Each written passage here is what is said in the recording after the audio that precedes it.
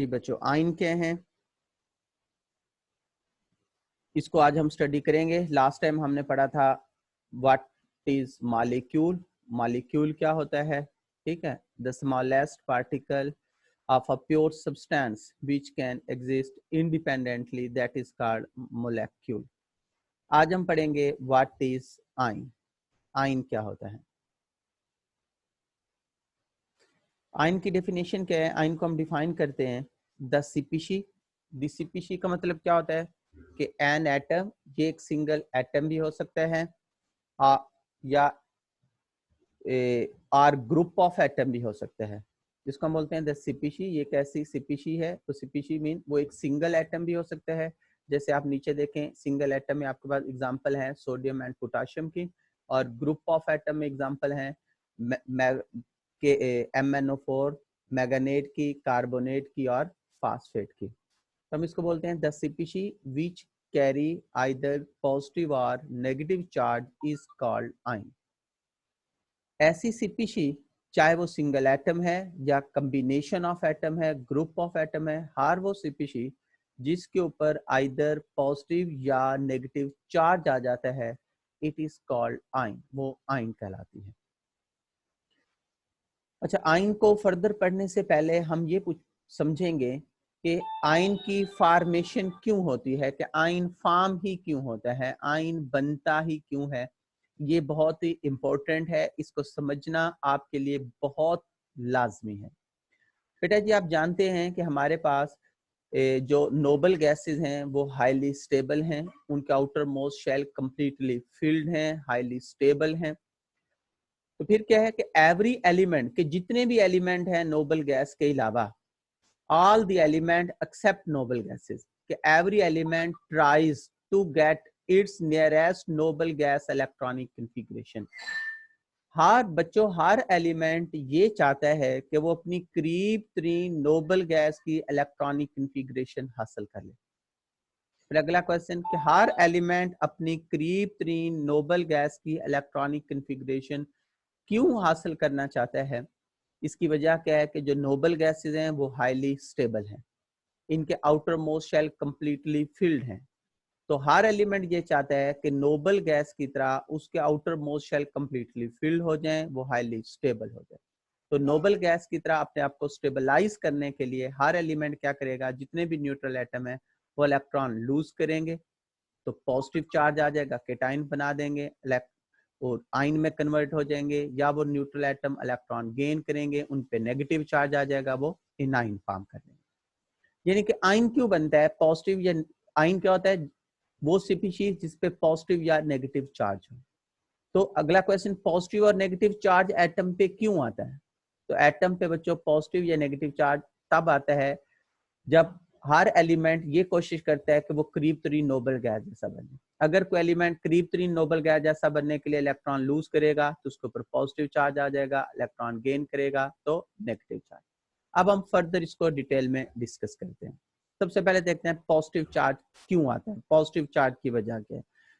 बच्चों, ये आपके सामने एग्जांपल है एल्यूमिनियम की। एल्यूमिनियम के फर्स्ट शेल में 2 इलेक्ट्रॉन हैं, सेकंड शेल में 8 हैं और लास्ट शेल में 3 हैं। एल्यूमिनियम एटम, ये एल्यूमिनियम का एक एटम है, इसके फर्स्ट शेल में 2 है, सेकंड शेल में 8 हैं और लास्ट शेल में कितने हैं, 3 इलेक्ट्रॉन। ये तरतीब लिखी है 2 8 3।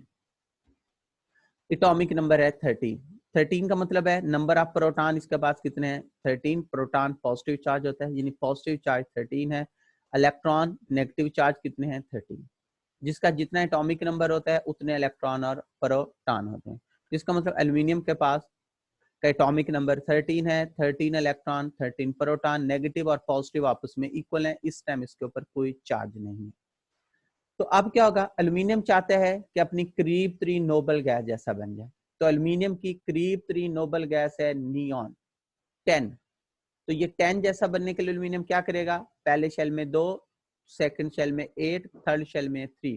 तो लास्ट शेल वाले ये 3 इलेक्ट्रॉन लूज कर देगा।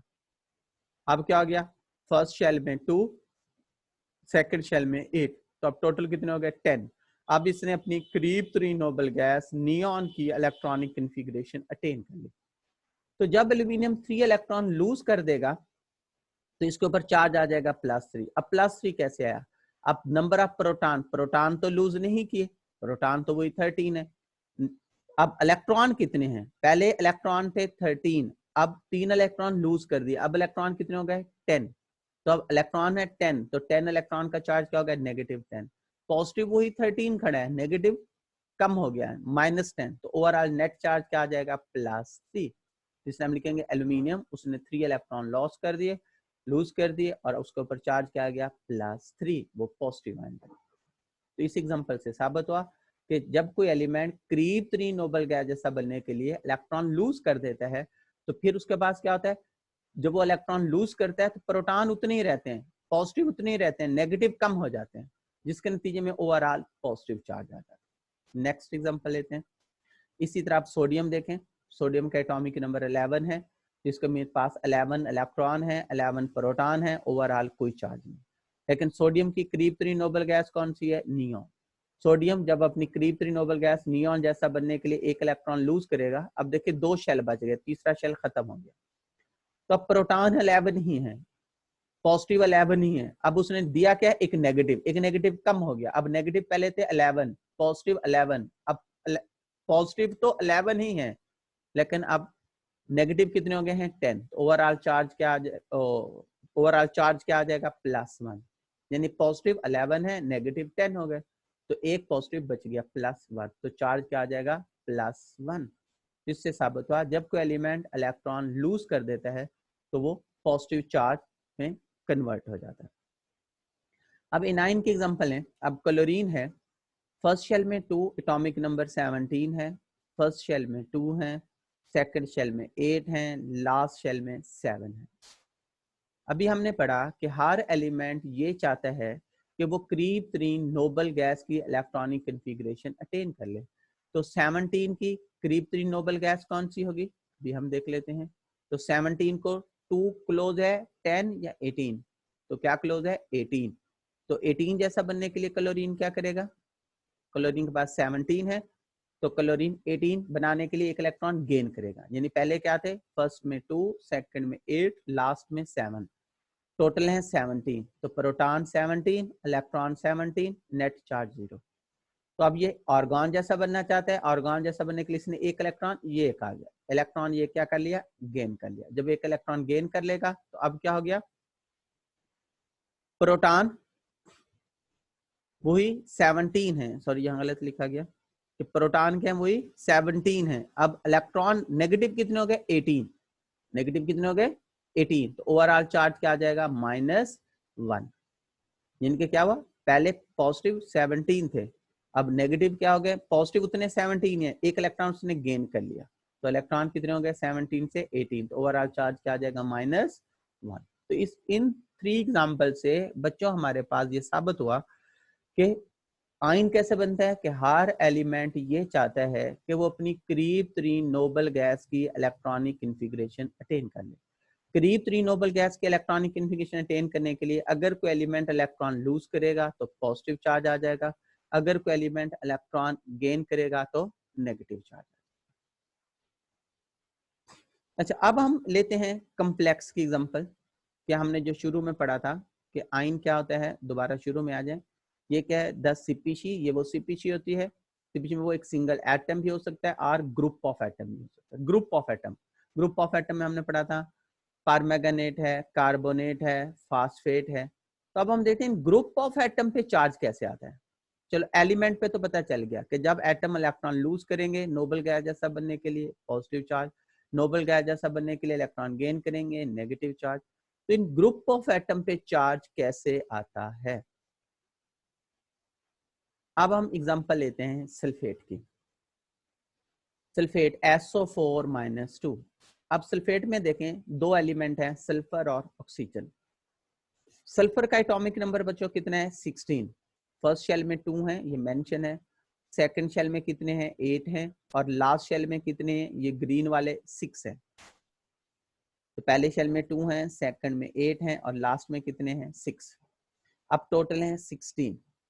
तो बच्चों हर एलिमेंट के पास 2 टेंडेंसीज हैं, इसके पास भी 2 टेंडेंसीज हैं। सबसे एक करीब 3 नोबल गैस वाली टेंडेंसी क्या है कि ये इसके पास 16 है, 2 गेन कर ले 18 हो जाएंगे, तो ये शो करेगा -2 चार्ज आएगा। दूसरी टेंडेंसी ये है कि या तो ये गेन करे, इसके आखिरी शेल में 6 हैं, 2 गेन कर ले 8 ऑक्टेट कंप्लीट हो जाएगा, 18 पूरे हो जाएंगे, ये करीब 3 नोबल गैस के इलेक्ट्रॉनिक कॉन्फ़िगरेशन अटेन कर लेगा। अगर ये गेन नहीं करेगा फिर ये करेगा लूज, तो आखिरी शेल में कितने 6, तो फिर इसे लूज कितने करने हैं 6। तो सल्फर के बाद 2 टेंडेंसीज हैं, या 6 लूज कर दे या 2 गेन कर ले। इसी तरह बच्चों जो ऑक्सीजन है, ऑक्सीजन का एटॉमिक नंबर 8 है, फर्स्ट शेल में 2 है, सेकंड शेल में 6 है, तो ऑक्सीजन का एटॉमिक नंबर है 8, 8 को भी करीब क्या है 10 नियॉन। तो इसके बाद भी 2 टेंडेंसीज हैं, या तो 2 गेन कर ले 8 और 2 10, तो ये नियॉन जैसा बन जाएगा, या ये 6 लूज कर दे, जब ये 6 लूज कर देगा तो बाकी बचेंगे 2, ये हीलियम जैसा बन जाएगा। तो सल्फर के बाद भी 2 टेंडेंसीज हैं, 2 गेन करे 6 लूज करे, ऑक्सीजन के बाद भी 2 टेंडेंसीज हैं, 2 गेन करे या 6 लूज करे। तो कॉम्बिनेशन ऑफ एटम में क्या होता है, जब 2 या मोर देन 2 एटम का कॉम्बिनेशन बनता है, तो इस बात को नोट कर लें, मोर इलेक्ट्रोनेगेटिव एलिमेंट क्या है, more electronegative element gain electron, कि जब भी कॉम्बिनेशन होगा तो इसमें जिस एलिमेंट की इलेक्ट्रॉन एक्टिविटी ज्यादा होगी वो इलेक्ट्रॉन गेन करेगा। जैसे सल्फर और ऑक्सीजन 2 का कॉम्बिनेशन है सल्फेट, तो इलेक्ट्रॉन एक्टिविटी आप चैप्टर 9th में पढ़ाए हैं, सबसे ज्यादा फ्लोरीन की है 4, उसके बाद दूसरे नंबर पे ऑक्सीजन की है 3.5, बाकी सब की इससे कम है। तो फिर ऑक्सीजन की इलेक्ट्रॉन एक्टिविटी ज्यादा है, तो ये पॉजिटिव शो नहीं करेगा, ये नेगेटिव शो करेगा, ये 2 गेन करेगा। तो 4 ऑक्सीजन है, 1 ऑक्सीजन 2 गेन करेगा, 4 ऑक्सीजन 4 to the 8 गेन करेंगे, तो ऑक्सीजन के ऊपर चार्ज आएगा -8। अब जब ऑक्सीजन ने गेन कर लिया तो बाकी एलिमेंट ने लूज करना है, तो सल्फर फिर हर हाल में लूज करेगी, तो सल्फर लूज कितने करेगी, आखिरी शेल में कितने इसके पास 6, क्योंकि सल्फर जब 6 लूज करेगा तो इसके बाद पीछे बच जाएंगे 10, ये बन जाएगा नियॉन जैसा। तो सल्फर फिर 6 लूज करेगा, तो अब सल्फर ने लूज किए 6, ऑक्सीजन ने गेन किए 8, तो ओवरऑल -6 में से -8 में से प्लस का 6 गया, ओवरऑल क्या बच जाएगा -2। इसलिए बच्चों सल्फेट के ऊपर चार्ज क्या होता है सल्फेट पे चार्ज क्या होगा -2, इसे हम बोलेंगे सल्फेट आयन। तो इसी तरह बच्चों साबित हुआ कि जब कोई एटम या ग्रुप ऑफ एटम पे चार्ज आ जाता है तो वो आयन का बन जाता है। चार्ज क्यों आता है, अभी हमने पढ़ा कि हर एलिमेंट ये चाहता है कि वो करीब 3 नोबल गैस की इलेक्ट्रॉनिक कॉन्फ़िगरेशन अटेन करे। एलिमेंट के लिए सिंपल है कि करीब 3 नोबल गैस जैसा बनने के लिए जितने इलेक्ट्रॉन गेन करेंगे उतना नेगेटिव चार्ज, जितने लूज करेंगे उतना positive charge. Group of atom में हमने क्या देखना है कि जब 2 एटम या मोर देन 2 का कॉम्बिनेशन बनेगा तो जिसकी इलेक्ट्रॉन एक्टिविटी ज्यादा होगी वो गेन करेगा, बाकी सब लूज करेंगे। ठीक है, तो जितना उनके ऊपर पॉजिटिव या नेगेटिव बचेगा वो हम लिख देंगे। जो ग्रुप ऑफ एटम में हमारे पास अदर एग्जांपल है नाइट्रेट, बेटा आप इसको भी इसी तरह फाइंड आउट कर सकते हैं। नाइट्रेट के ऊपर -1 होता है, नाइट्राइट के ऊपर -1 होता है, आर्थोसिलिकेट के ऊपर -4 होता है, ऑक्सलेट के ऊपर -2 होता है। तो ये सारा आप इनको देख सकते हैं, इन सब का चार्ज भी उसी तरीके से फाइंड आउट होगा जो अभी तरीका मैंने आपको समझाया है। ये तो सिर्फ आपको भी मैंने समझाई थी डेफिनेशन कि आयन क्या होता है, जब किसी एटम या ग्रुप ऑफ एटम पे चार्ज आ जाता है तो दैट इज कॉल्ड आयन। फिर चार्ज 2 तरह का आता है, पॉजिटिव और नेगेटिव। तो हम इसको आगे बढ़ते हैं। अच्छा, थोड़ा सा यहां से भी देखते चलें, पीरियोडिक टेबल से भी हम चार्ज प्रिडिक्ट कर सकते हैं। जी हाफिज फैसल बेटा, आपको समझ आ रही है? यस सर जी। आवाज क्लियर आ रही है? जी सर जी।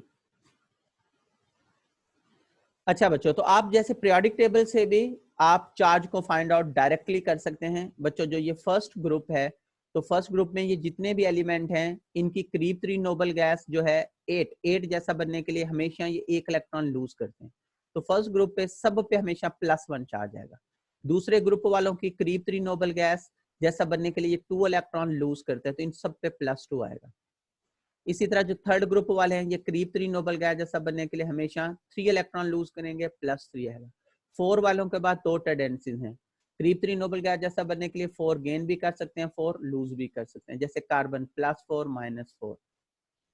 अच्छा, इसी तरह जो 5th ग्रुप वाले हैं इनकी फिर करीब ये है, ये करीब जैसा बनने के लिए 3 गेन करेंगे, ये करीब जैसी नोबल गैस जैसा बनने के लिए 2 गेन करेंगे, ये करीब 3 नोबल गैस जैसा बनने के लिए 1 गेन करेंगे। जैसे अब यहाँ नियॉन 10 है तो नाइट्रोजन 7 इसे 10 बनाने के लिए 3 गेन करेगा -3, ऑक्सीजन 2 गेन करेगा -2, फ्लोरीन 1 गेन करेगा -1। यानी कि फर्स्ट ग्रुप में जितने भी एलिमेंट हैं सबका चार्ज +1 होता है, सेकंड ग्रुप +2 होता है, थर्ड ग्रुप +3, तो ये हमेशा पॉजिटिव चार्ज बनाते हैं। और फिर 5th 6th सेकंड वाले नेगेटिव चार्ज फॉर्म करते हैं। अब हम आते हैं टाइप्स ऑफ आयन पे। तो बच्चों आयन की 2 टाइप्स हैं।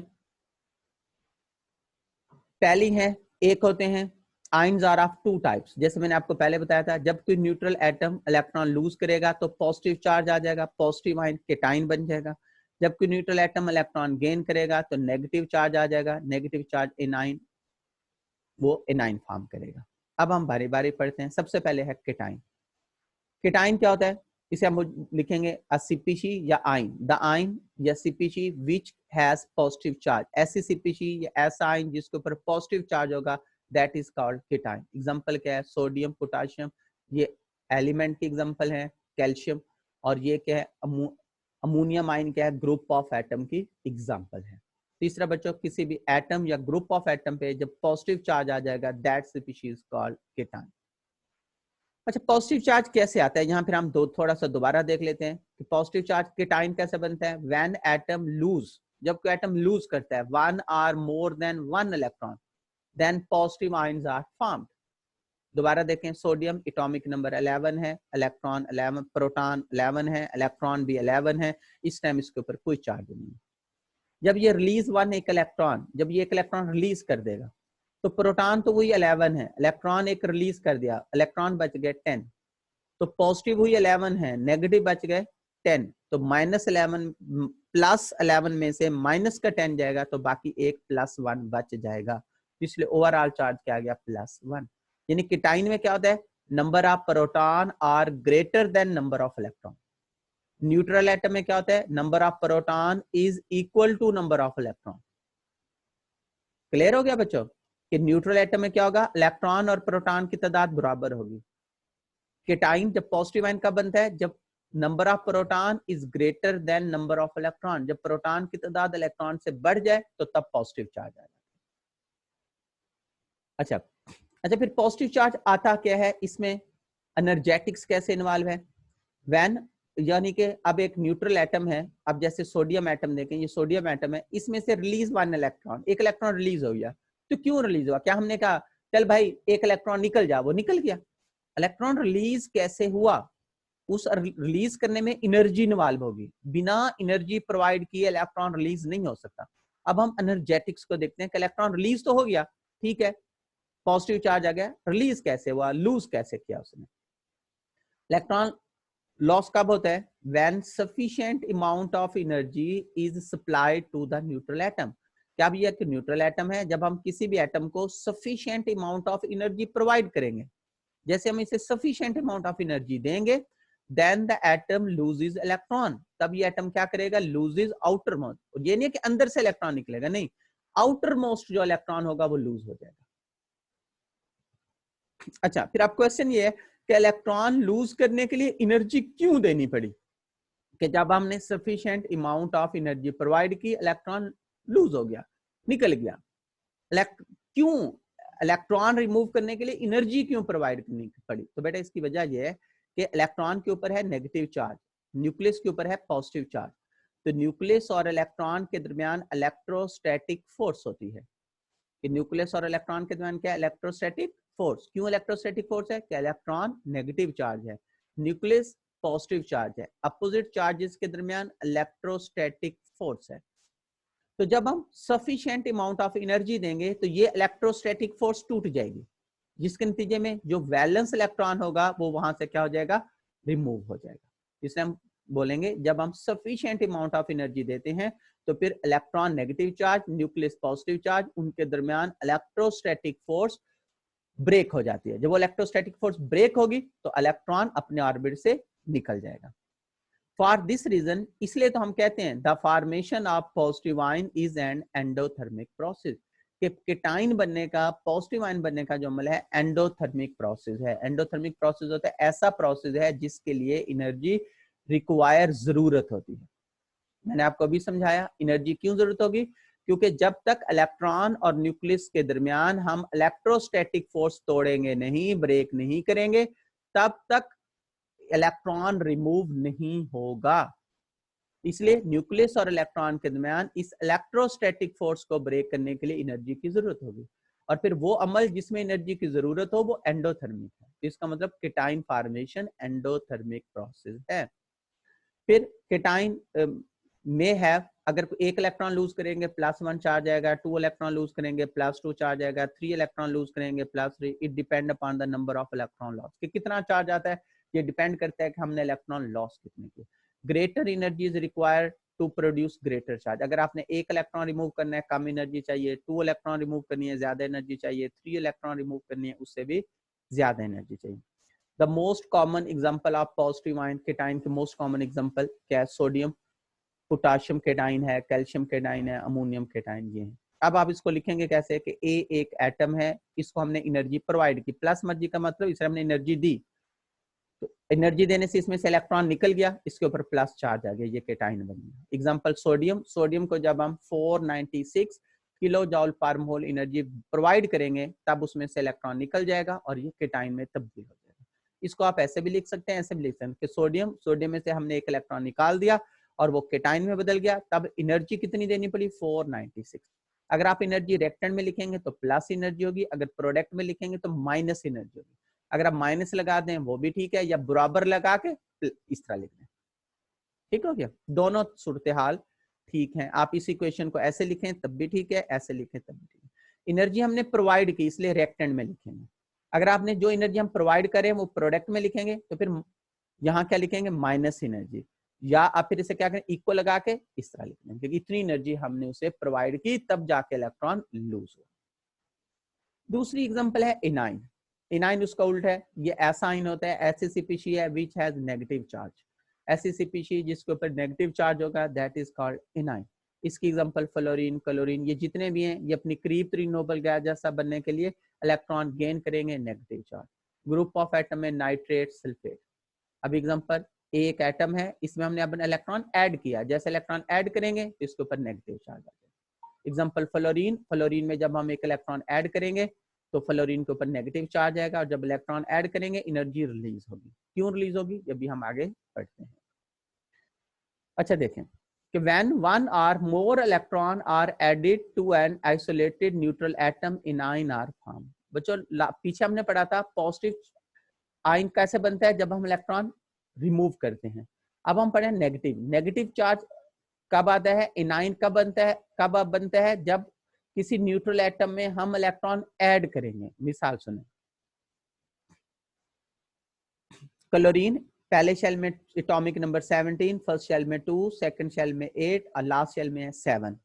इसके बाद टोटल है एटॉमिक नंबर है 17। इसे करीब तरीन नोबल गैस है नियॉन। नियॉन जैसा बनने के लिए इसे एक इलेक्ट्रॉन की जरूरत है। अब एटॉमिक नंबर 17 है, 17 इलेक्ट्रॉन, 17 प्रोटॉन, नेट चार्ज कोई नहीं। अब हमने इसमें एक इलेक्ट्रॉन ऐड कर दिया, तो अब पहले शेल में 2, सेकंड में 8, तो आखिरी शेल में भी ऑक्टेट कंप्लीट हो गया। तो जब हम इलेक्ट्रॉन ऐड करेंगे तो अब क्या हो गया? प्रोटॉन वही 17 है, बेटा यहाँ गलती है, यहाँ 17 है। इलेक्ट्रॉन वही, प्रोटॉन वही 17 है, लेकिन इलेक्ट्रॉन कितने हो गए? 17। एक हमने ऐड किया, अब 18 हो गए, तो एक इलेक्ट्रॉन ज्यादा हो गया, तो ओवरऑल चार्ज क्या आ जाएगा? -1 आ जाएगा। लेकिन क्लोरीन एक इलेक्ट्रॉन ऐड करेंगे -1 चार्ज आ जाएगा। अच्छा, अब इसमें क्या बोलेंगे कि एनर्जी इज यूजुअली लिबरेटेड, कि अब एनर्जी रिलीज होती है when an electron is added to neutral isolated atom to form a uninegative ion। Last time हमने क्या पढ़ा था? पीछे देखें, यहां हमने पढ़ा था कि जब हम इलेक्ट्रॉन रिमूव करेंगे, रिमूव करने के लिए sufficient amount of energy is supplied, जरूरत होगी। क्यों जरूरत होगी? क्योंकि न्यूक्लियस और इलेक्ट्रॉन के दरमियान फोर्स ऑफ अट्रैक्शन को ब्रेक करना है। अब आ जाए इधर, एनाइन में क्या होता है कि जब हम इलेक्ट्रॉन ऐड, ये देखें, जब हम इलेक्ट्रॉन ऐड करेंगे एनर्जी रिलीज हो रही है, बाहर को निकल रही है, एनर्जी रिलीज होगी। अब क्वेश्चन ये है कि जब हम इलेक्ट्रॉन ऐड करते हैं तब एनर्जी क्यों रिलीज होती है? तो बेटा देखें, जैसे हम इलेक्ट्रॉन ऐड करेंगे उस आने वाले इलेक्ट्रॉन को न्यूक्लियस अपनी तरफ अट्रैक्ट करेगा। अब यहाँ पे फोर्स ऑफ अट्रैक्शन ब्रेक नहीं हुई, फोर्स ऑफ अट्रैक्शन फॉर्म हुई है। जैसे हम इलेक्ट्रॉन ऐड करेंगे न्यूक्लियस आने वाले इलेक्ट्रॉन को अट्रैक्ट करेगा, न्यूक्लियस और आने वाले इलेक्ट्रॉन के दरमियान फोर्स ऑफ अट्रैक्शन फॉर्म होगी। तो ये यूनिवर्सल रूल है कि जब फोर्स ऑफ अट्रैक्शन फॉर्म होती है एनर्जी रिलीज होती है। तो फिर जब उसी फोर्स ऑफ अट्रैक्शन को ब्रेक करना हो तो जितनी एनर्जी पहले रिलीज हुई थी उतनी एनर्जी तब रिक्वायर होती है। तो इसलिए जैसे हम इलेक्ट्रॉन ऐड करेंगे न्यूक्लियस आने वाले इलेक्ट्रॉन को अट्रैक्ट करेगा, न्यूक्लियस और आने वाले इलेक्ट्रॉन के दरमियान फोर्स ऑफ अट्रैक्शन फॉर्म होगी। फोर्स ऑफ अट्रैक्शन ब्रेक नहीं हुई, अब फोर्स ऑफ अट्रैक्शन फॉर्म हो रही है। जब फोर्स ऑफ अट्रैक्शन फॉर्म होगी तो उसके नतीजे में एनर्जी रिलीज होगी। ठीक हो गया? इसलिए हम कहते हैं कि एनर्जी रिलीज होती है जब हम किसी न्यूट्रल एटम में इलेक्ट्रॉन ऐड करेंगे। तो फिर जब इलेक्ट्रॉन ऐड करके नेगेटिव चार्ज एनाइन बनाते हैं तो एनर्जी रिलीज होती है, और ऐसा प्रोसेस जिसमें एनर्जी रिलीज हो इट इज कॉल्ड एक्सोथर्मिक। तो it is example of exothermic process है। अच्छा, और फिर क्या है कि चार्ज -1, -2, -3, -4 कोई भी आ सकता है। ये डिपेंड करता है इलेक्ट्रॉन एडेड, कि हम इलेक्ट्रॉन ऐड कितने करने। अगर एक इलेक्ट्रॉन ऐड करेंगे -1 चार्ज आएगा, 2 इलेक्ट्रॉन ऐड करेंगे -2 चार्ज आएगा, 3 इलेक्ट्रॉन ऐड करेंगे -3 चार्ज आएगा, 4 इलेक्ट्रॉन ऐड करेंगे -4 चार्ज आएगा। इसकी एग्जांपल है फ्लोराइड है, क्लोराइड है, ऑक्साइड है, नाइट्रेट है, सल्फेट, ये इसकी एग्जांपल है।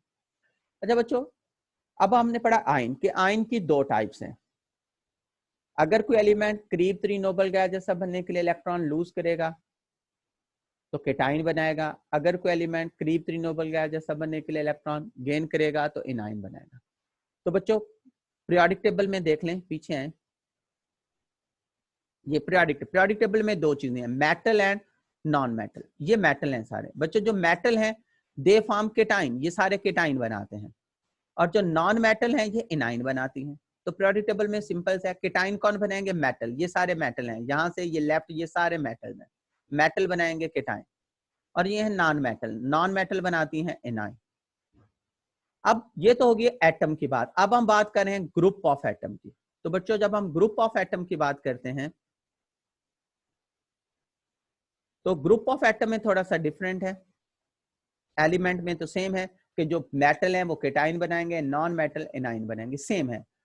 50% तकरीबन मेटल्स हैं, बाकी नॉन मेटल हैं। अब आज इसमें ग्रुप ऑफ एटम है। Group of atom having negative charge are more common than group of atom having positive charge. बच्चों ग्रुप ऑफ एटम में हमें जितनी भी एग्जांपल मिलती हैं वो सारी नेगेटिव चार्ज की हैं, पॉजिटिव चार्ज की बहुत कम है। देखें जितने भी ग्रुप ऑफ एटम है, sulphate negative charge, bisulphate negative charge, nitrate negative charge, nitrite negative charge, hydroxide negative charge, phosphate negative charge, carbonate, bicarbonate, chromate, dichromate, permanganate, oxalate, ये सब नेगेटिव चार्ज है। पॉजिटिव चार्ज की example कम है, ammonium ion, hydronium ion, phosphonium ion. तो ये अक्सर objective आती है कि which one is more common, कि बताएं ज्यादा कॉमन कौन है, group of atom having negative charge या group of atom having positive charge. तो फिर हम क्या लिखेंगे? हम लिखेंगे group of atom having negative charge are more common than group of atom having positive charge. कि हमारे पास जितने भी एग्जांपल हैं वो नेगेटिव चार्ज की हैं।